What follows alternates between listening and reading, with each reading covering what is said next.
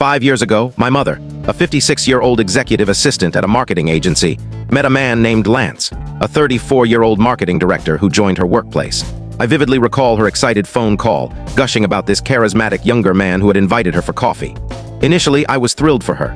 My father passed away when I was 18, and she hadn't pursued a serious relationship since. Seeing her light up with joy and enthusiasm was heartwarming, but something about Lance felt off from the start. Despite being only 5 years my senior, his gaze toward my mom lacked genuine warmth.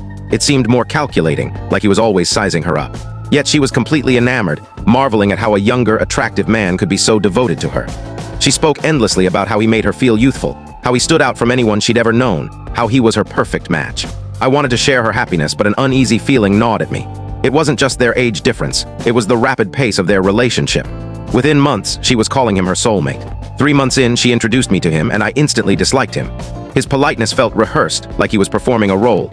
Still, I held my tongue to avoid upsetting her. Then, just 8 months into their relationship, Mom called to announce they were getting married, abruptly, with no extended engagement or careful planning.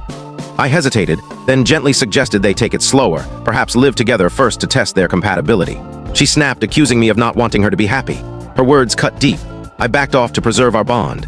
Weeks later, they wed in a quiet courthouse ceremony, with me as the only family member present.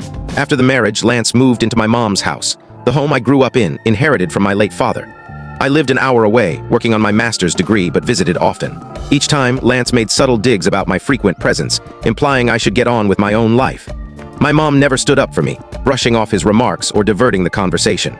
Then, 6 months into their marriage, she mentioned revising her will and estate plans at Lance's suggestion, framing it as a practical step for their new life together. I didn't question it much. Married couples update such things, don't they?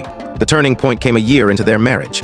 I visited for a weekend to help Mom sort through my dad's old belongings in the garage, a task she'd avoided for years.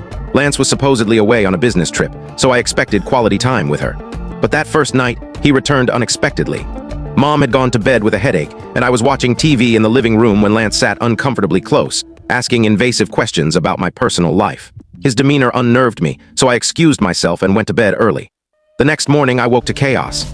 Lance was shouting at Mom in their bedroom, accusing me of flirting with him the previous night, claiming I'd touched his leg and suggested something inappropriate while she slept. I was stunned, none of it was true. He spun a convincing tale, acting furious, and Mom believed him. I tried to explain, but he twisted my words, making me seem guilty.